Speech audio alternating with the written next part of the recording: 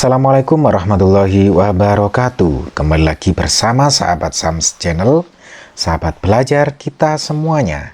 Pada kesempatan ini kita akan membahas soal-soal asesmen sumatif akhir semester 1 pada mata pelajaran pendidikan Pancasila, yakni pada kelas 4 tingkat sekolah dasar atau madrasah ibtidaiyah.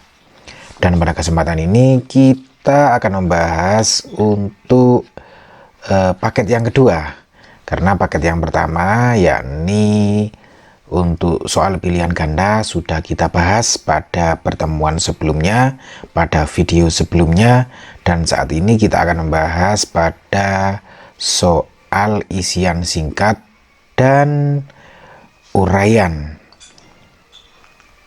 Oleh karena itu tentunya semoga video ini bermanfaat buat kalian semuanya,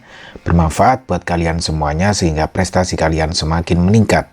Dan bagi kalian yang baru menemukan channel ini, jangan lupa untuk like, subscribe, dan nyalakan loncengnya, serta bisa kalian bagikan kepada teman-teman kalian semuanya agar video ini semakin bermanfaat.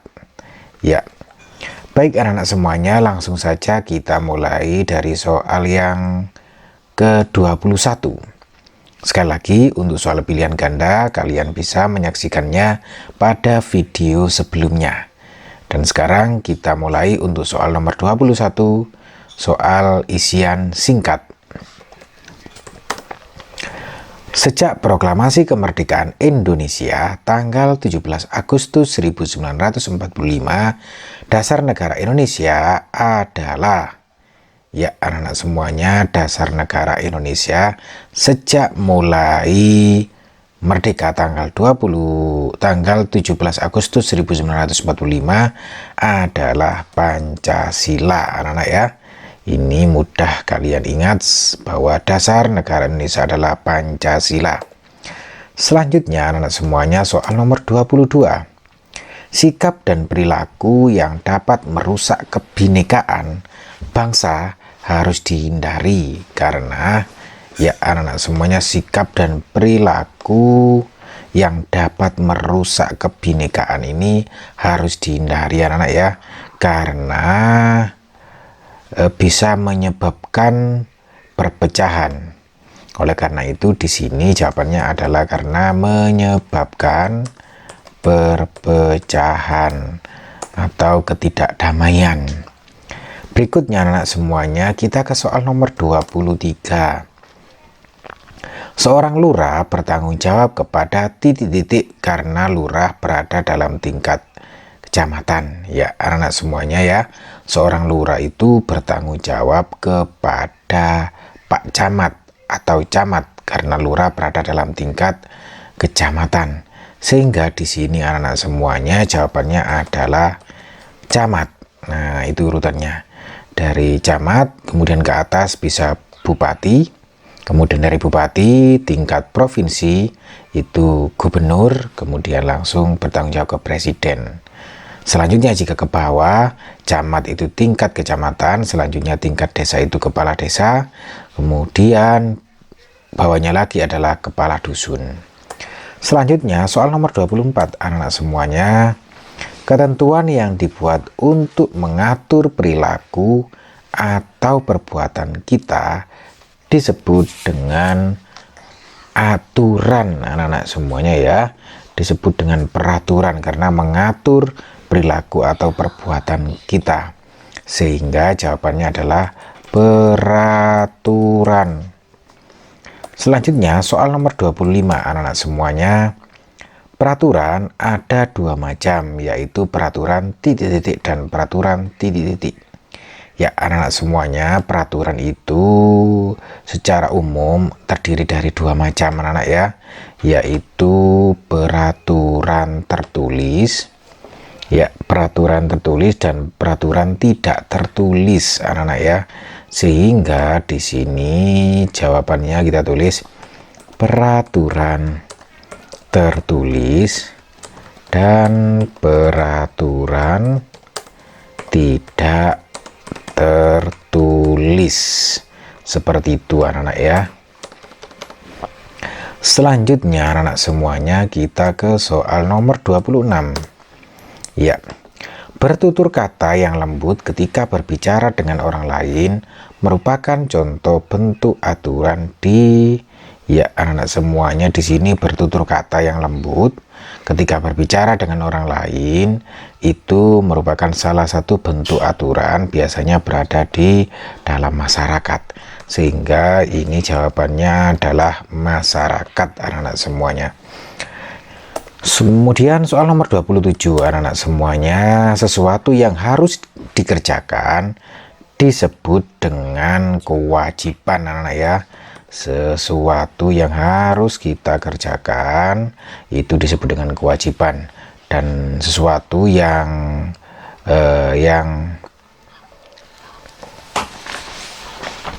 berhak kita terima itu namanya hak, sedangkan sesuatu yang harus kita kerjakan itu namanya kewajiban.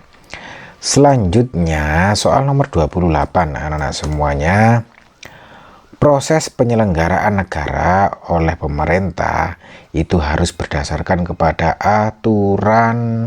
aturan hukum, anak-anak ya, karena semua penyelenggara negara itu berdasarkan dengan hukum yang ada di negara Indonesia, seperti Undang-Undang Dasar 1945 dan hukum-hukum yang lain. Selanjutnya anak-anak semuanya soal nomor 29. Seseorang yang bertugas sebagai pelaksana pembangunan desa adalah, ya anak-anak semuanya, barusan saya sampaikan bahwa urutannya dari camat, itu tingkat kecamatan, kemudian kepala desa untuk tingkat desa, selanjutnya kepala desa punya bawahan namanya kepala dusun. Nah, ini anak ya. Jadi seorang yang bertugas sebagai pelaksana pembangunan desa adalah kepala di masing-masing dusun. Sehingga di sini jawabannya adalah kepala dusun.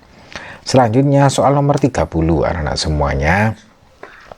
Rujak cingur merupakan salah satu bentuk identitas masyarakat yang berupa makanan tradisional yang berasal dari, ya anak-anak semuanya, rujak cingur itu merupakan salah satu bentuk identitas masyarakat yang berupa makanan tradisional yang berasal dari Surabaya, anak-anak ya. Nah, ini Surabaya itu berada di daerah provinsi Jawa Timur. Itu anak-anak ya. Berikutnya anak-anak semuanya, kita ke soal uraian, soal nomor 31, anak-anak semuanya. Ya, soal nomor 31. Jelaskan apa yang dimaksud dengan peraturan. Ya anak-anak semuanya, yang dimaksud dengan peraturan itu adalah ketentuan yang dibuat, ya, ketentuan yang dibuat untuk mengatur perilaku,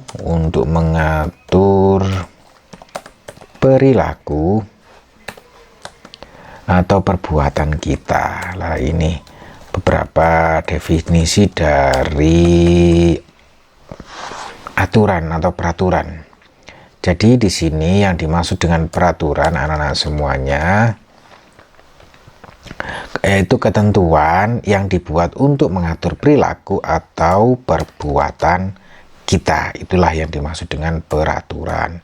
Selanjutnya soal nomor 32, anak-anak semuanya, sebutkan 3 contoh bentuk aturan di masyarakat. Iya anak-anak semuanya, contoh aturan di masyarakat, misalkan aturan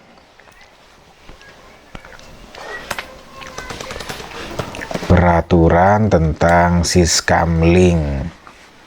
Nah, kemudian siskamling itu sistem keamanan lingkungan, berarti seperti ronda malam lah, itu ada peraturannya.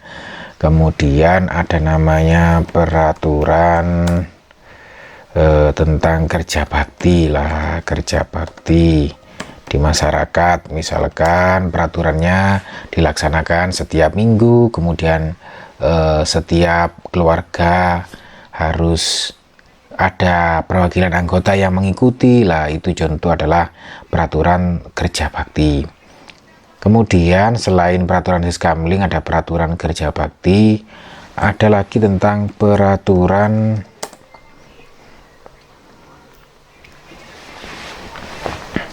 tentang keamanan lingkungan. Tadi sudah peraturan Siskamling, kemudian peraturan tentang kerja bakti sudah. Kira-kira yang ada di masyarakat apalagi ya? Iya, tentang peraturan tentang kebersihan ya, peraturan tentang kebersihan lingkungan. Nah itu. Baik, berikutnya anak-anak semuanya, kita ke soal nomor 33. Jelaskan perbedaan hak dan kewajiban. Ya anak-anak semuanya, untuk hak itu artinya adalah segala sesuatu, tadi sudah saya jelaskan, segala sesuatu yang harus diterima atau dimiliki. Nah, itu yang dinamakan dengan hak anak-anak. Berikutnya untuk kewajiban itu adalah sesuatu yang harus dikerjakan. Lah itu yang dimaksud dengan kewajiban, sesuatu yang harus dikerjakan. Selanjutnya anak-anak semuanya, kita ke soal nomor 34. Sebutkan 3 contoh yang menunjukkan pelaksanaan hak dan kewajiban di lingkungan.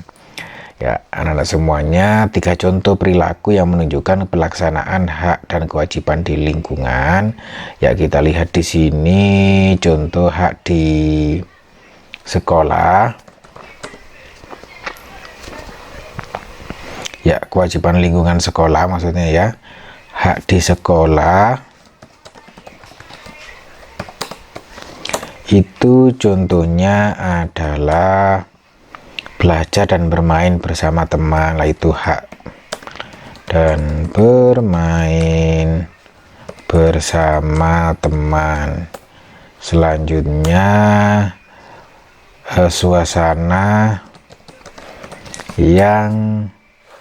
suasana belajar yang aman dan nyaman. Lah itu kita berhak mendapatkan pembelajaran dengan suasana belajar yang aman dan nyaman. Selanjutnya mungkin bertanya kepada guru. Lah itu hak setiap anak. Nah, seperti itu. Jika tidak bertanya kepada guru jika ada hal-hal yang kurang paham. Selanjutnya untuk kewajiban di sekolah anak ya, kewajiban tadi segala sesuatu yang harus dikerjakan.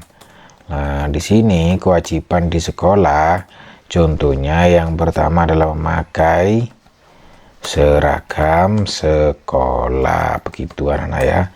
Kemudian yang kedua, mengikuti upacara bendera. Selanjutnya, yang ketiga adalah menjaga kebersihan sekolah. Lah ini anak-anak semuanya sebenarnya banyak lagi kewajiban-kewajiban kita di sekolah, cuman kita sebutkan 3 dulu, yakni memakai seragam sekolah, mengikuti upacara bendera, dan menjaga kebersihan sekolah. Itu semuanya adalah kewajiban di sekolah anak-anak semuanya. Berikutnya anak-anak semuanya,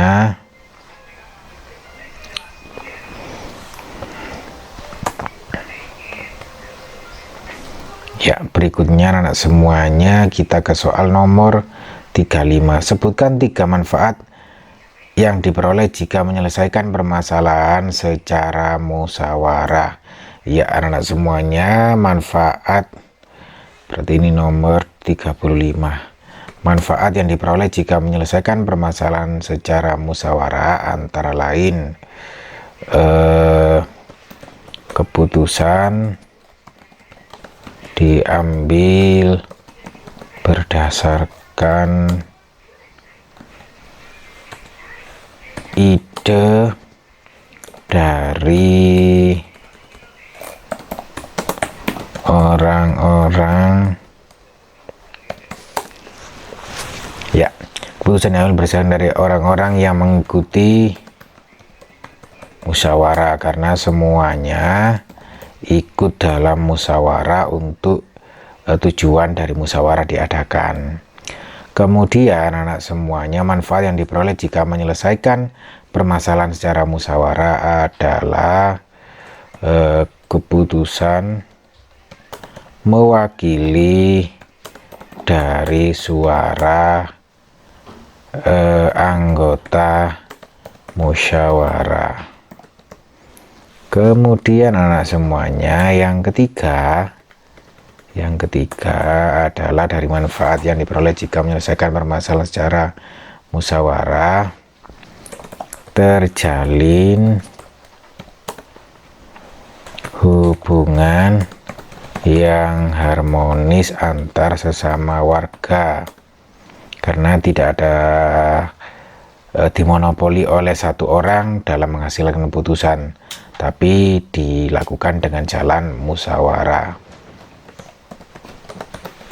Baik anak-anak semuanya, demikian tadi pembahasan soal untuk paket yang kedua, yakni jawaban untuk soal isian singkat dan uraian, yang tentunya untuk soal pilihan ganda sudah kita bahas pada video sebelumnya, dan semoga prestasi kalian semakin meningkat.